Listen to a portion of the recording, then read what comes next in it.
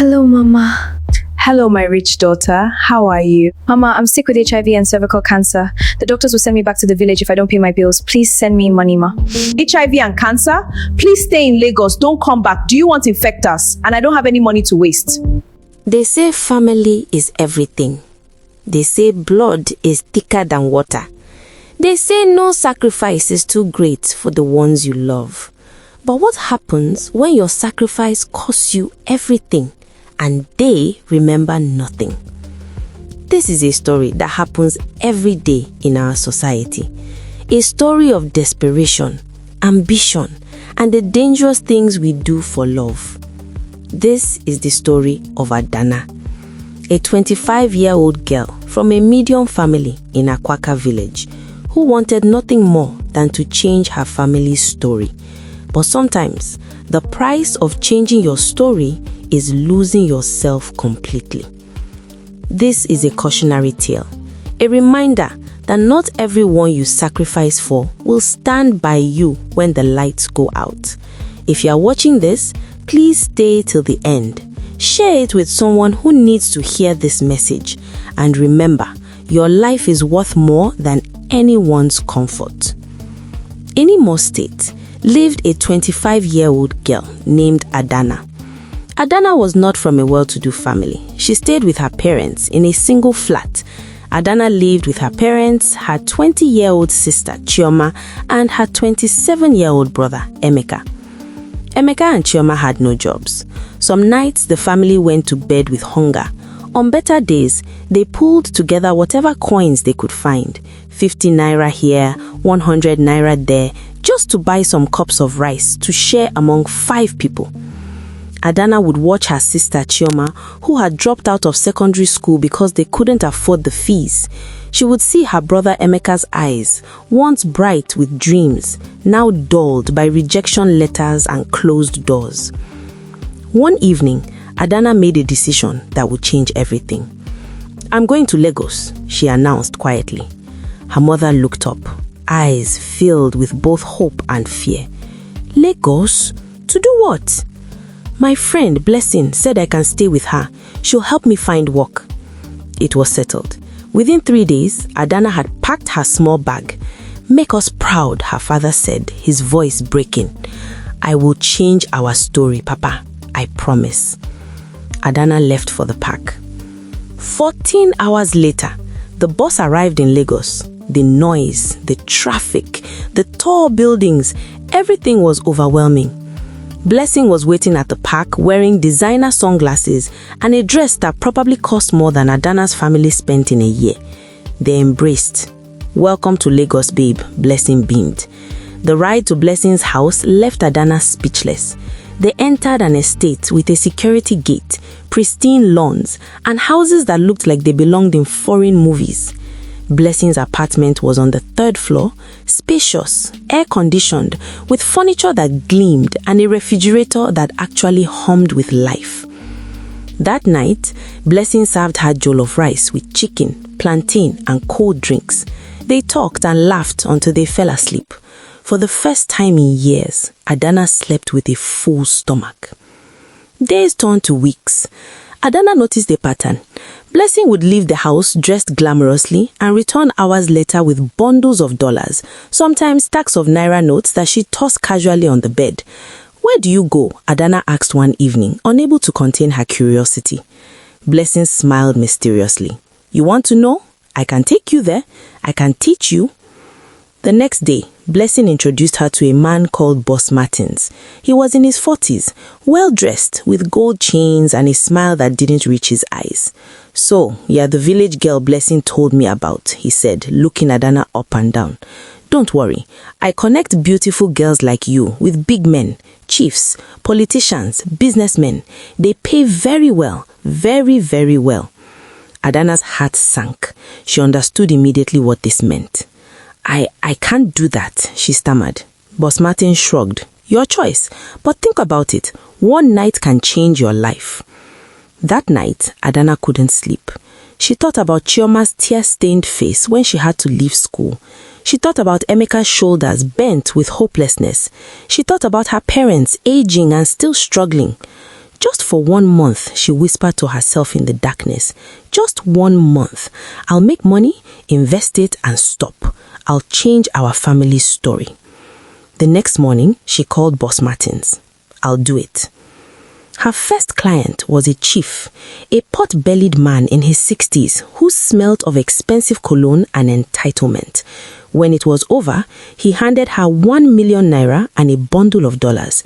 You are sweet, my dear, very sweet. Adanna returned to Blessing's apartment and broke down crying, clutching the money. Blessing held her. It gets easier, trust me.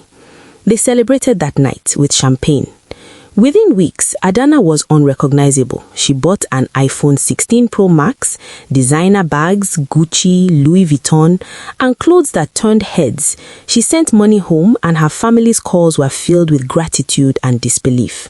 They did not bother to ask her how she got the money. Chioma went back to school, now in a private institution. Emeka started a transport business with 3 buses. Her parents began building a new house, concrete blocks, aluminium roofing, and tiles that sparkled. Everyone was happy. But Adanna had promised herself 1 month. 1 month turned into 2, then 3, then 6. The money was addictive. The lifestyle was intoxicating. Just a little longer, she told herself each time. Just a little more, then I'll stop. One afternoon, Boss Martins called with unusual excitement in his voice. I have something big for you. Very big. A special client. How much? 30 million naira. Adanna's breath caught. 30 million. That was more than she'd made in all her previous jobs combined. But I'm on my period, she protested weakly. He doesn't mind. He specifically requested you. Take it or leave it, but this kind of money doesn't come twice. Adanna closed her eyes. 30 million naira. I'll take it. As she booked a ride to the hotel, she made herself a promise. This is the last one. After tonight, I'm done with this life forever. The client was Chief Okonko, a 70-year-old billionaire with more money than he knew what to do with. He didn't even touch her before transferring the 30 million naira to her account. Afterward, Adanna felt nothing. Not joy, not relief, just emptiness. She sent 15 million naira home that night. Her family's gratitude echoed through the phone, but no one asked questions. No one wanted to know. 2 months later, Adanna noticed she was losing weight. Her skin became dull. Her hair, which was once thick and beautiful, began falling out in clumps that clogged the shower drain.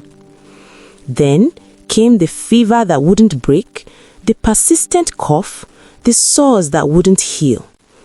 At the hospital, the doctor's face was grave. I'm sorry to tell you this, but you've tested positive for HIV, and we've also detected advanced cervical cancer. The world tilted. Adanna heard the words, but they didn't make sense. This couldn't be happening. Not to her. Not now. The hospital became her home. Drips, oxygen masks, endless tests. Her money disappeared like water through fingers. Treatments, medications, hospital bills. She called Blessing. No answer. She texted Boss Martins. He blocked her number when he heard what happened. Friends vanished like smoke. When her money ran out completely, Adanna called her parents. Mama, I'm sick, very sick. I'm coming home. What kind of sickness? Her mother's voice was weary. HIV and cancer, Mama. I have nothing left. Please, I need to come home. There was a long silence. Her mother said, if they cannot treat you in Lagos, how do you expect them to treat you in the village? Please, treat yourself, Del, and I don't have any money to waste. Then she ended the call. The doctor, out of pity, arranged to take her home in an ambulance. When they arrived at the village, Adanna was unrecognizable. Her once beautiful face was now gaunt, her skin darkened and hanging loose on her skeletal frame. As the doctor helped her out of the ambulance, her own mother, father, Chioma, and Emeka stood at a distance, covering their noses. "Na human being they smell like this," her father said, his voice muffled behind his hand. They refused to let her into the main house, the house she had built for them with her blood and shame. Instead, they took her to an abandoned room behind the compound, a place where they used to store yams. No bed, no care, no love. Days blurred into nights. Adanna lay on the cold floor, unable to control her bodily functions. She urinated on herself. She defecated on herself. The smell became unbearable. Her family would push food through the window with a long stick, wearing face masks, their eyes averted. "Chioma," Adanna called weakly. "Please, I'm your sister." Chioma, now wearing expensive Brazilian hair and designer clothes, shook her head and walked away. "Emeka, brother, please." Emeka, driving the buses she bought him, didn't even respond. Through her tears, Adanna spoke to the walls. "I am in this condition because I wanted to make you all happy.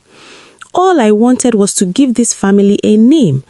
I sacrificed everything, and now that I'm sick, you've all turned your backs on me." But mercy never came. 3 weeks later, the smell from the abandoned room became even worse. When they finally checked, Adanna had been dead for 2 days. They buried her quickly, like a chicken, in an unmarked grave behind the house. No ceremony, no mourning, no gratitude. That evening, Chioma uploaded a photo on Instagram of her new car.